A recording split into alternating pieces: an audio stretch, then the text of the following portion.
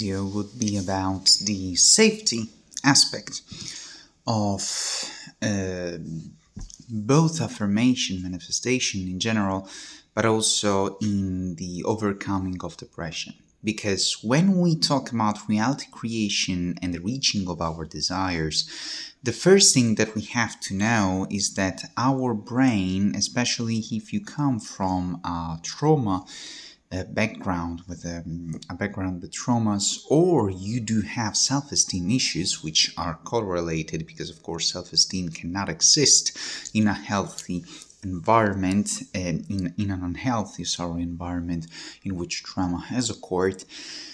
Usually the brain is not able to get out of the flight or fight response.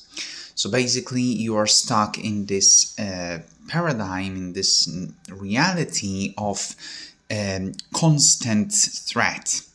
And this is also valid for positive aspects. This is something that I still have to battle through because I do not, for many reasons, see things, especially if you are depressed, of course, because you have been so continuously exposed to negative emotions, that when you do see a positive state of mind, when you do feel a positive emotion, your body paralyzes because the chemicals, your hormones, the shift, the biochemical, and not only the actual thought, but also the biology of the thought itself and everything that is correlated, it's alien to it.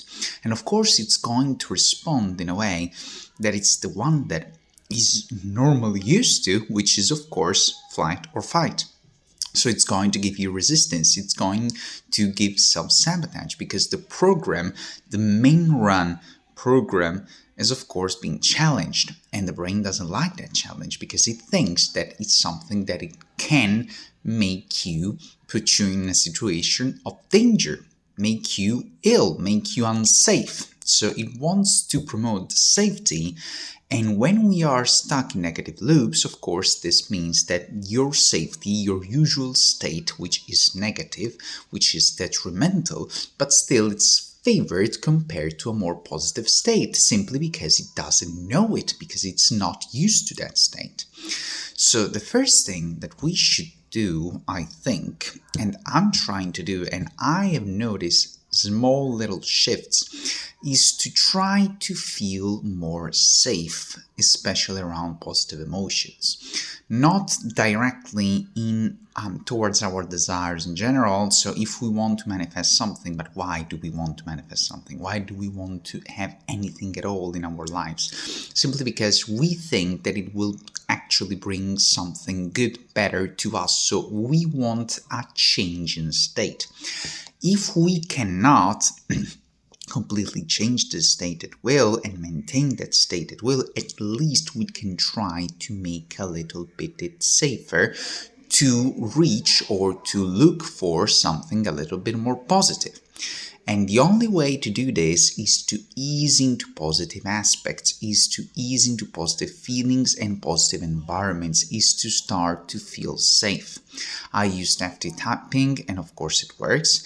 And also affirmations. You have to find the affirmation that brings you safety. You have also the capability to link a moment of safety that you have felt during your life through somatic trigger points, like touch your ear or touch your collarbone, or put your fingers in a certain way to remind yourself to feel again the actual confidence, the actual safety that you felt in a particular period or episode in your life. And whenever you do this, you try to put a positive thought or a positive emotion and try to reconnect to that safety.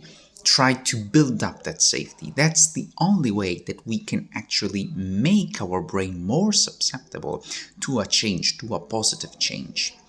And this, of course, goes hand in hand with trying to rewire the negative beliefs.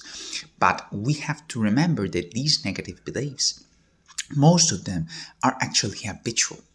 So they are not only a byproduct of the actual biology of our body, because we might be depressed for a variety of reasons, including biological ones. And I know how much biology affects your mental state. But also, these thoughts are kind of autopilot, so they are auto-generated because they have always been present, and the brain is like a social media algorithm. So the first thing that we want to do is start to see different content. But in order to see this different content, not only we have to propose the content, of course, so trying to affirm the opposite of what we normally think, but we also need to be comfortable enough in order to watch that content, because we need to make it appealing to our brain, and the only way is to try to feel as safe as possible doing this. Thank you for your attention.